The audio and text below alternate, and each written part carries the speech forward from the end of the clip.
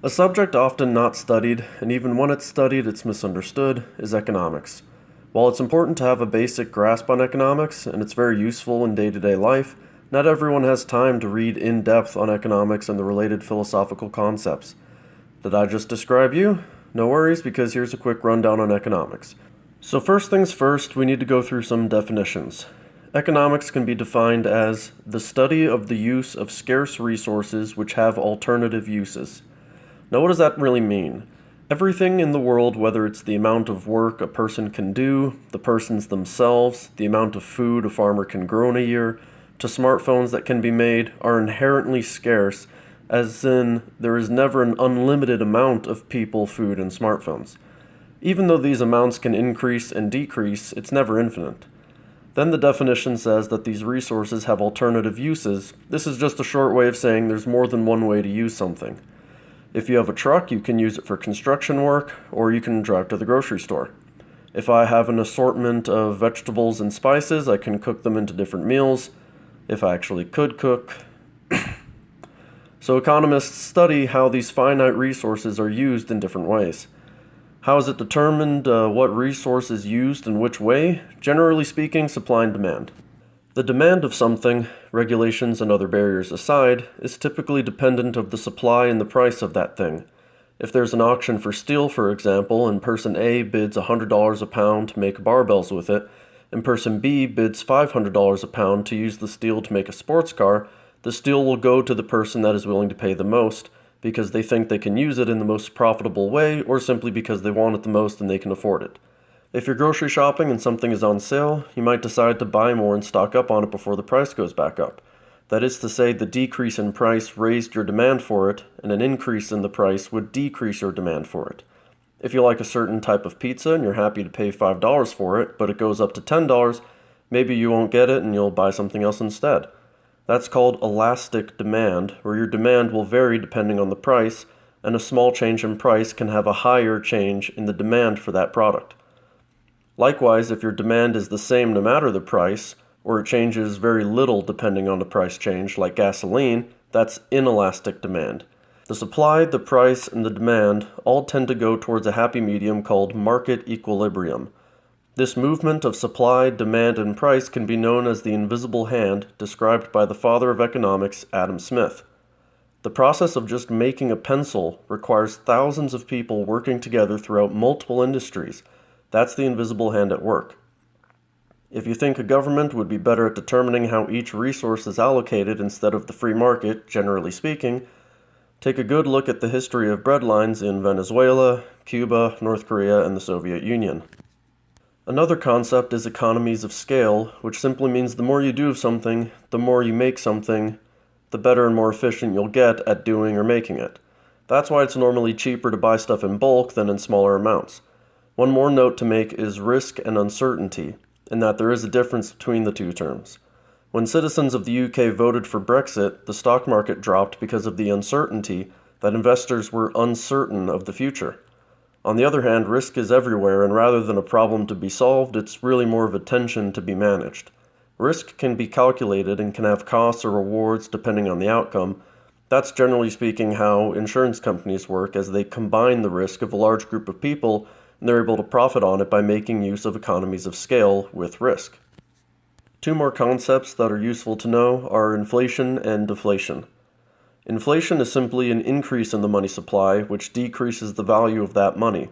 If there is only one airplane in the world, it's going to be very valuable, but if another airplane is made, then the value would be cut in half. Likewise, when a country's national bank, like the US Federal Reserve, prints out more money, this is really a hidden tax on your savings, as your dollar is now worth less than what it was worth before, since there are more dollars in circulation, like the airplanes. Since the dollar is worth less, prices rise as a result. Inflation can go to horrible extremes under certain circumstances, which is called hyperinflation. You can watch my quick rundown on Zimbabwe to learn more. Deflation is simply the opposite, where the money supply decreases, resulting in the value of money increasing and prices decreasing as a result. The last two terms that are good to know are price floors and price ceilings. A price floor is like a minimum wage law, where the floor of the price, how much you can pay someone to work for you, or how much you have to sell a product for, is a set limit typically determined by company or government policy, which has the adverse side effect of artificially limiting supply. If there's a high school kid willing to work for $5 an hour and a store owner is willing to pay $5 an hour, good job, you got a done deal. But if there's a $10 an hour minimum wage law in place, the store owner may not be able to afford paying that high schooler that much money and therefore cannot hire them. That is to say, the price was artificially raised, the supply being the same, which therefore lowered demand. Meanwhile, if the minimum wage was lower or non-existent, the high schooler would be able to get a job otherwise not obtainable, gaining important work experience and learning the value of money and hard work while building up the beginnings of a resume for the future. Likewise, a price ceiling is a limit on how high a resource can be priced, as example would be rent control. If you're a landlord and you're able to charge $500 a month, I wish, and someone was willing to pay that, done deal, no problem. If there's a rent control law in place where you can't charge more than $100 a month for rent, that might sound amazing, but a couple things are going to happen as a result. By limiting the price to be artificially low and the supply staying the same, the demand is going to go up. The number of people wanting apartments are going to go higher than the number of apartments that exist, resulting in an artificial shortage of housing. Not only that, but the shortage would be fixed on the supply side, as it would likely not be profitable to build new apartments if they can only be rented out for $100 a month, and likely the apartments that already exist would decrease in quality as the landlords would try to decrease expenses like maintenance and general upkeep in order to try to stay financially above water. This is why a good principle of economics is to not only study the short-term effect of an action on a particular group of people, like the few who now have cheap, soon-to-be crappy apartments, but to also look at the long-term effects on everyone, there now being an artificial shortage of apartments and a decrease in quality of the apartments that exist. Whenever you hear about laws being proposed, try to look through the lens of how the law will affect everyone in the long run, rather than just the short-term effects on a specific group of people targeted by that law.